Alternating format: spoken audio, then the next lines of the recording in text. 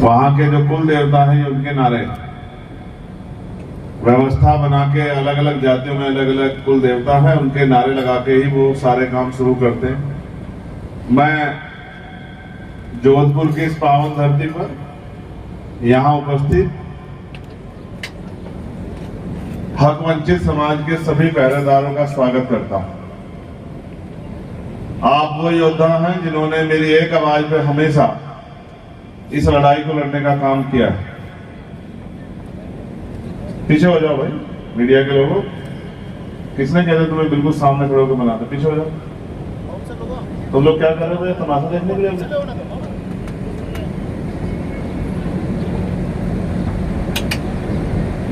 जब तब तक मैंने आपको आवाज लगाई, जब जब यहाँ समाज पर मुसीबत पड़ी तब तक आपने हुंकार भरी और पूरे देश को बताया कि आप कमजोर नहीं। मैं बहुजन समाज में जन्मे सभी संतों गुरुओं महापुरुषों को नमन करता हूं। 19 तारीख को हमारा चुनाव खत्म हुआ। 19 तारीख से पहले मैंने किसी तरफ नहीं देखा क्या हो रहा, क्योंकि मेरा जो पूरा ध्यान था वो उस चुनाव पे था जिस चुनाव में मुझे रिजल्ट देकर आपकी आवाज को दिल्ली पहुंचाना। फिर मैंने अनिल जी से और सतपाल जी से, जो कि मेरे साथ ही वहां मेहनत कर रहे थे, मैंने इनसे पूछा कि भाई आप वहां क्या कर रहे हैं, तो उन्होंने मुझे बताया कि भाई 3-4 साथी हमारे हिम्मत करके लड़ रहे हैं। मैं तो हिम्मत मानता हूं कि जहां सब पैसे वाले लोग, बड़े बड़े उद्योगपति, बड़े बड़े व्यापारी, बड़े बड़े धन्ना सेठ लड़ रहे हैं, वहां हमारे 2 गरीब कार्यकर्ता भी लड़ रहे हैं। भारत की राजनीति को मैं इस तरह समझ पाया हूं कि जिन उद्देश्य के लिए लोकतंत्र आया था वो कहीं ना कहीं छिप गया। लोकतंत्र का उद्देश्य यह था कि राजतंत्र में तो राजा महाराजा राज करते थे, पैसे वाले लोग राज करते थे, लेकिन लोकतंत्र में ऐसी व्यवस्था की गई संविधान के जरिए कि जनता का 1 पैसा खर्च नहीं होता वोट देने में, लेकिन वो अपने वोट से अपना भविष्य बना सकती है, अपनी किस्मत बदल सकती है, अपनी समस्याओं को खत्म कर सकती है, स्वाभिमान सम्मान का जीवन प्राप्त कर सकती है, और तो और वो भी तरक्की की तरफ आगे बढ़ सकती है, अपने क्षेत्र में परिवर्तन कर सकती है, विकास के रास्ते खोल सकती है। लेकिन जो लोग लंबे समय से सत्ता में बैठे थे वो इसे कैसे बर्दाश्त करते? तो उन्होंने इस राजनीति में पैसा, बहुत बुरी तरह पैसा डबो दिया। क्योंकि मैं खुद चुनाव लड़के आया तो मैं समझता हूं कितना पैसा खर्च होता है। आज एक गरीब के बेटे की हैसियत नहीं कि वो चुनाव लड़ ले, बहुत पैसा खर्च होता है। और उन्होंने जनता को भी इस तरह तैयार कर दिया कि जनता भी उम्मीद लगा के बैठते कि चुनाव आया तो कोई मेला आया, कुछ मिलेगा। असल में हम लोग वोट की ताकत को समझ ही नहीं पा रहे कि वोट है क्या। वोट हथियार है, जिस हथियार के जरिए आप अपनी सारी समस्याओं को समाप्त कर सकते हैं। संविधान ने आपको 2 ताकतें दी हैं, पहली एजुकेशन और दूसरी वोट। जो पढ़े लिखेगा वो सही गलत को समझ पाएगा, जो पढ़े लिखेगा वो आगे बढ़ पाएगा, जो पढ़े लिखेगा वो डॉक्टर, इंजीनियर, वकील, IAS, IPS, जज, पटवारी, सेक्रेटरी, कलेक्टर, तमाम तरह के पदों पर जा सकता है। सरकारी व्यवस्था में, प्राइवेट व्यवस्था में भी प्राइवेट नौकरियों में आ सकता है। और जो पॉलिसी बनाने का काम है वो वोट के जरिए होगा कि जिनके पास जिनकी वोट की ताकत बनेगी वो विधानसभा और लोकसभा में बैठ के पॉलिसी बना के अपने लोगों का हित कर सकते हैं और अपने प्रदेश का, क्षेत्र का हित कर सकते हैं। कैसे? इस बात को समझो, जो लोग स्टेट में सरकार में बैठे वो पॉलिसी बना दें कि हर तरह की पढ़ाई मुफ्त होगी, किसी का कोई पैसा नहीं लगेगा, तो गांव में रहने वाले किसान मजदूर का बेटा भी डॉक्टर, इंजीनियर, IAS, IPS, वकील, जज आराम से बन सकता है अगर वो पॉलिसी बना दे। लेकिन पॉलिसी तो नहीं बनी ना। पॉलिसी तो ये है, अगर MBBS करनी है, गवर्नमेंट की सीटें तो बहुत कम है, प्राइवेट में जाओगे तो 1.5-2 करोड़ रुपए का पर प्रबंध करना पड़ेगा। इसका मतलब एजुकेशन में बराबरी नहीं, हेल्थ सेक्टर में अगर पॉलिसी बन जाए कि किसी भी तरह की बीमारी हो सबका इलाज गरीबों के लिए मुफ्त होगा या बहुत कम दामों पे होगा, जैसे सरकारी अधिकारियों को नेताओं को सुविधा मिलती है ऐसी मिलेगी। अगर पॉलिसी बन जाए तो हर व्यक्ति को आसानी से इलाज मिल सकता है, लेकिन पॉलिसी तो नहीं है। पॉलिसी तो ये है कि अमीरों के लिए बड़े बड़े हॉस्पिटल बने और गरीबों के लिए सरकारी हॉस्पिटल, जिन सरकारी हॉस्पिटल में इलाज नहीं, दवाइयां नहीं, डॉक्टर नहीं है, मशीनें नहीं है, टेस्ट नहीं होते। तो इसका मतलब ये जो लोग बड़े बड़े दावे वादे करते हैं, सरकारें कहती है कि हमने इतने अच्छे हॉस्पिटल बना दिए गरीबों के लिए, जनता के लिए, इतने अच्छे स्कूल बना दिए। मेरा सवाल ये है कि अगर ये स्कूल इतने अच्छे हैं तो आप अपने बच्चों को विदेश में क्यों पढ़ाते हो, स्कूलों में क्यों नहीं पढ़ाते जिन स्कूलों को आप जनता के लिए बना के खड़े किए आपने? क्या तो ये स्कूल अच्छे नहीं है, या फिर आपने झूठ बोला है जनता से कि हम आपके लिए अच्छी व्यवस्था का प्रबंध कर रहे हैं? अच्छा तब होगा जब कलेक्टर का बेटा, मंत्री का बेटा, मुख्यमंत्री का बेटा, विधायक जी का बेटा, डीएम का बेटा, एसएसपी का बेटा, सीओ, थानेदार का बेटा भी उसी स्कूल में पढ़ेगा जहां मजदूर का बेटा पढ़ता है, जहां किसान का बेटा पढ़ता है। एक चेयर पे मंत्री जी का बेटा बैठा होगा, दूसरी चेयर पे मजदूर का बेटा बैठा होगा, तब जाके मुझे लगता है कि सरकारी स्कूलों में अच्छी पढ़ाई आएगी, उसके अलावा कोई रास्ता नहीं। उसी तरह से जहां मंत्री जी का इलाज हो रहा है, उनके परिवार का इलाज हो रहा है, अधिकारी के बच्चों का इलाज हो रहा है, उनका इलाज हो रहा है, उन्हीं अस्पतालों में गरीबों के बच्चों को भी इलाज की व्यवस्था होगी। मुझे लगता है तब जाके बदलाव आएगा। मेरे कहे से पिछली बार आपने जो पिछली सरकार ने अपराध किया था उसको तो सजा दे दी, लेकिन मैंने आपको उसको सजा देने के लिए नहीं कहा, मैंने आपको अपनी ताकत बनाने के लिए कहा। आपने उस सरकार की गलतियों को सजा देने के लिए दूसरे लोगों को मौका दे दिया, लेकिन मैंने तो आपसे कहा था कि दूसरे लोगों को मौका मत दो, आप आजाद समाज पार्टी के लोगों को मौका दो। तब हमारा आरएलपी से गठबंधन था, आपने 14.5 लाख वोट हमें दिए, लेकिन सीटों में आपने हमें इतनी मदद नहीं की। मैं फिर आपसे कह रहा हूं, अब जो सेंटर में सरकार है उसको बदल के अगर आप दूसरी सरकार लाना चाहते हैं वो अच्छी बात है, लेकिन उस सरकार के साथ साथ आपके लोग भी जीत के पार्लियामेंट जाएं और आपके क्षेत्रों के लिए बोले।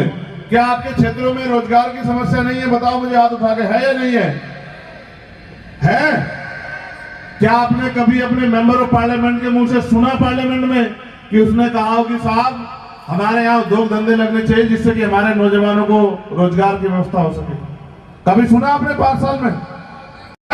बनने चाहिए नहीं बनने चाहिए? बताओ, बनने चाहिए नहीं बनने चाहिए? क्या आपने मेंबर ऑफ पार्लियामेंट के मुंह से सुना कि भाई हमारे क्षेत्र में हायर सेंटर नहीं है, गरीबों के इलाज के लिए एम्स जैसे हॉस्पिटल बनने चाहिए? कभी सुना आपने?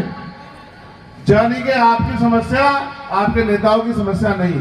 इसलिए मैं आपसे कहना चाहता हूं कि इस वोट का सही इस्तेमाल करो, डरो मत, जीवन में बदलाव के लिए, परिवर्तन के लिए वोट करो और वोट की ताकत बनाओ। जब तक आप वोट की ताकत नहीं बनाओगे तब तक आप कुचले जाओगे, तब तक ये ताकतवर लोग आपका तमाशा देखते रहेंगे। और आप अपने मन से पूछ के बताओ, मैं वहां से यहां तक देख रहा था, क्या है आपके क्षेत्रों में जिन पे आप गर्व करके कहो कि यहां बहुत बदलाव? एक जहां तक मैं मानता हूं यहां पत्थर का काम है इस क्षेत्र में। आपको मजबूरी में वो पत्थर का काम भी आपके पास नहीं है मेरे लोगों। आप वहां लेबर का काम तो कर सकते हो या गाड़ी चला के उसको ढोने का काम कर सकते हो, आप उसमें मालिक नहीं।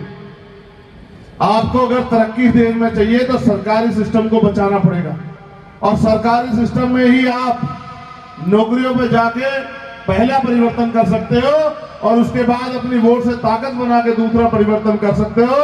जब तक आपके बीच के लोग कुर्सियों पर नहीं बैठेंगे आपकी जिंदगी में बदलाव नहीं होगा। या पुलिस के लोग बड़े पैमाने पे हैं, मेरी हर बार इनसे झगड़ा रहता है। झगड़ा भी इसलिए रहता है कि मैं जब भी यहाँ आता हूँ तो देखता हूँ कि कमजोरों पे जुल्म हो रहा है और ये मजबूरी में सरकार के हिसाब से काम करते हैं, इसलिए मेरा इनसे झगड़ा रहता है।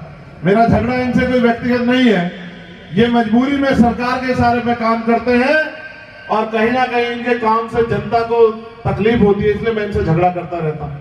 लेकिन इनको भी नहीं पता कि कब ये सरकार जो सेंटर बैठे इनको प्राइवेट कर देगी, इनको भी नहीं पता। इनको भी नहीं पता कब इनकी नौकरी इनसे छीन ली जाएगी। जिस तरह से निजीकरण हो रहा है, हो सकता है कल इनके बच्चों को भी नौकरी ना मिले। ये भी धन्ना सेठों के बेटे नहीं है, ये भी किसान मजदूर के बेटे हैं। किसी नेता का बेटा जो है हवलदार नहीं बना है, सिपाही नहीं बना है, SHO नहीं बना है, दरोगा नहीं बना है, किसी उद्योगपति का बेटा नहीं बना। ये सब लोग वही है, हमारे बीच से निकल के आए। लेकिन मैं आपसे कह रहा हूं, इस देश को बचाने का समय आ गया। लेकिन बचेगा तब जब आप अपनी वोट का सही प्रयोग करोगे। आपने पिछली सरकारें भी देखी, उन्होंने भी आपके साथ धोखे के अलावा कुछ नहीं किया। और जो आज की सरकार है वो भी धोखा कर रही है। आप इनको बदलने के चक्कर में मत पड़ो, आप अपनी ताकत बनाओ। आप जितने नौजवान यहाँ बैठे हो, जितने जिम्मेदार लोग यहाँ बैठे हो, आप पे कल का दिन है। हमने बहुत तेजी से वहां काम किया। 40 साल 50 साल पुरानी पार्टियों को दांत खट्टे कर देने का काम किया। उनकी रैलियों में भीड़ तक नहीं जुट पाई। मैं तो समझता हूं क्योंकि हमने इतनी मेहनत की और लोगों में विश्वास। ये आनंद नहीं है चंद्रशेखर आजाद, ये यहाँ का चंद्रशेखर आजाद है, आपके जोधपुर का चंद्रशेखर आजाद। इसको मौका दो। आप इसको अगर आनंद समझ के चुनाव लड़ाओगे तो बात नहीं बनेगी। आप इसको समझो कि आप खुद आनंद हो और अपने जीवन को आनंदमय करने के लिए अपनी वोट का इस्तेमाल करो और अपने फोन का प्रयोग करो। अपनी रिश्तेदारियों में साथियों को फोन करो, गांव में जाओ, दूसरे लोगों से जिनको वोट देके सरपंच बनाते आए, जिला परिषद का मेंबर बनाते हैं, उनसे भी कहो कि अगर आप भविष्य में हमारी वोट चाहिए तो फिर हमें वोट देना सीखो। और वो तभी होगा जब आप अपने मन में निष्ठा पैदा करोगे कि आनंद चुनाव नहीं लड़ रहे हैं, आप चुनाव लड़ रहे हैं। इसलिए मैं आपसे अपील करने के लिए आया हूं। मुझे बहुत जानकारी नहीं कि आनंद ने चुनावी मेहनत कितनी कैसी की इस क्षेत्र में, मगर मुझे पता है कि आनंद ने हमेशा जब भी किसी पे जुल्म हुआ यहाँ शेर की तरह दहाड़ लगाने का काम किया, उनकी आवाज उठाने का काम किया। मैं जानता हूँ बीमार भी के लोग मैंने भरा। हमारे बहुत ही सीनियर लीडर यहाँ मंच पर बैठे हैं, भाई जितेंद्र अटवाल जी, अमरचंद हरसोलिया जी, भाई प्रेम जी, भाई मुकेश जी, भाई गोवर्धन जी, भाई अनिल जी, भाई सतपाल जी, बहुत ही सीनियर लीडर हमारे यहाँ बैठे हैं। और मैं जानता हूं कि उन्होंने अपने आप को सामाजिक क्षेत्र में साबित कर दिया, अब उनको राजनीतिक क्षेत्र में साबित करना है। बहुत बारीक से हम पीछे रह गए इस बार, वरना विधानसभा में हमारा प्रतिनिधित्व होता, हमारा एमएलए होते हमारे इस बार विधानसभा में, जो आपके क्षेत्रों के लिए, आपके हकों के लिए लड़ते। बहुत नजदीकी से हम लोग चूक गए, लेकिन अब मत चूको। मैं बहुत जल्द उधर का काम निपटा के फिर आऊंगा राजस्थान, आपके बीच में लगातार मेहनत करूंगा, आपके बीच में खड़ा रहूंगा। और आपके सुख दुख में मैंने भी 3 महीने आपसे इसलिए दूरी बनाकर रखी कि कहीं ना कहीं आपने मेरे हिस्सेदारी में कटौती की। आपने जो वोट मुझे मिलना चाहिए था, आजाद समाज पार्टी के गठबंधन को मिलना चाहिए था, मुझे ना देके आपने दूसरे लोगों को दे दिया। मैं आपको समझा रहा था कि दूसरे लोगों को दोगे तो ये वोट लेके घर में बैठ जाएगा, फिर 5 साल आप पछताते रहना, कोई आपकी नहीं सुनेगा। लेकिन फिर आपको मौका मिल गया। इस बार अपनी वोट को बर्बाद मत करना, इनके चक्कर में मत पड़ना। एक एक वोट केतली के निशान पर डालकर मेरे आजाद समाज पार्टी, भीम आर्मी और आनंद भाई के हाथों को मजबूत करना।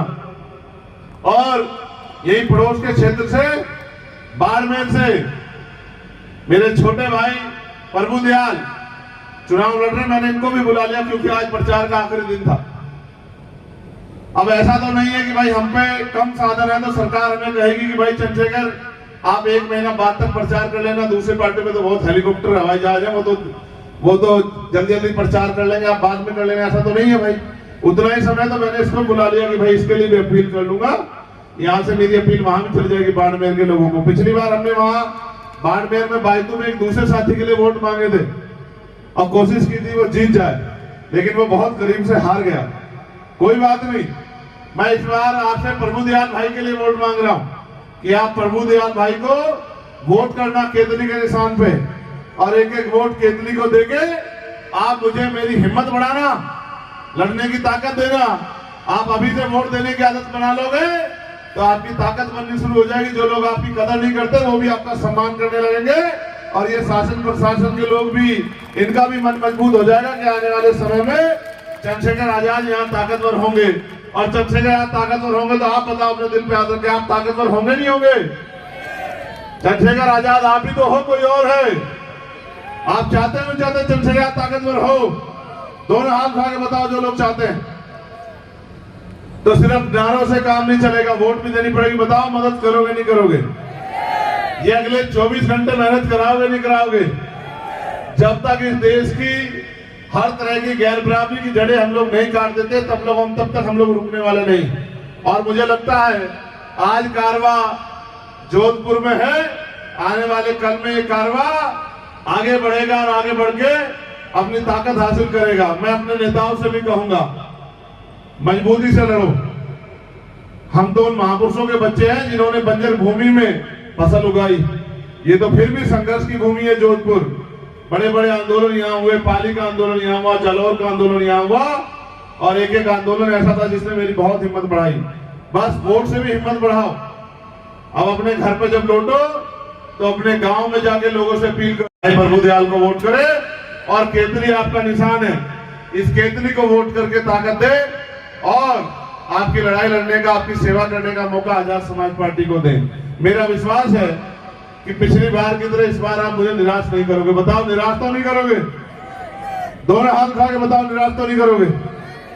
बताओ मेहनत करोगे नहीं करोगे? यहां से जाके आनंद वोट मांगे या आप लोग वोट मांगोगे? बताओ।